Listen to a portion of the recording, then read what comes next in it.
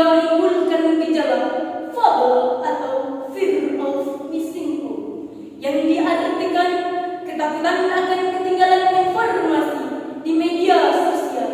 Bahkan hadirin, media sosial saat ini bukan hanya digunakan untuk menebar kebohongan, bahkan menabur kebencian. Menarik persoalan ini, kami bertiga akan menyampaikan satu pembicaraan Tuhan dengan judul Topik Al-Quran dalam menyikapi hoax.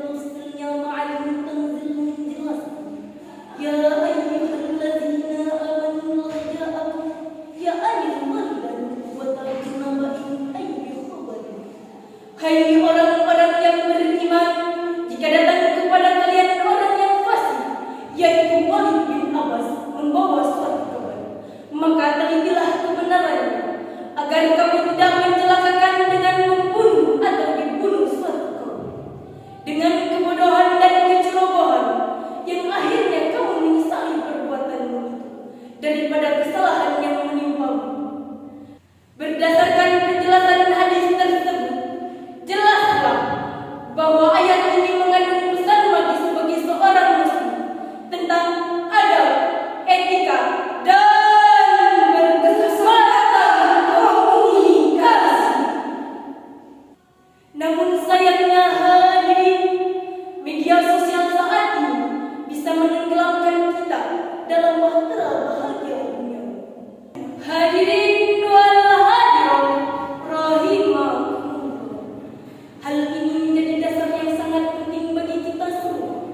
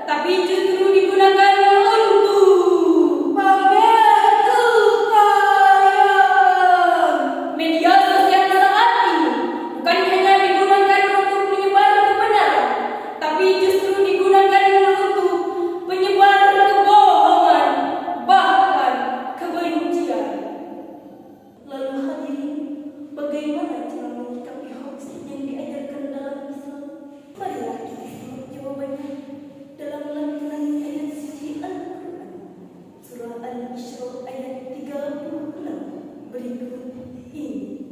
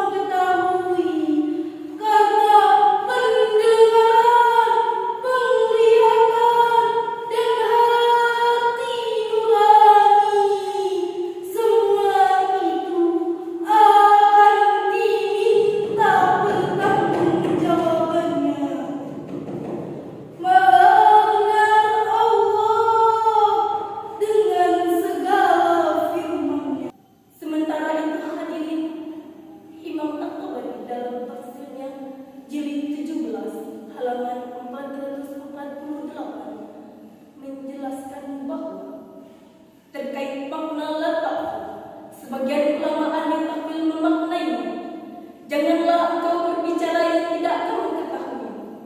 Lihatlah hadirin, di negeri kita ini hoax begitu cepat menyebar, sehingga tidak sedikit manusia seakan paling mengetahui persoalan ini, sehingga menimbulkan berita kebencian dan permusuhan.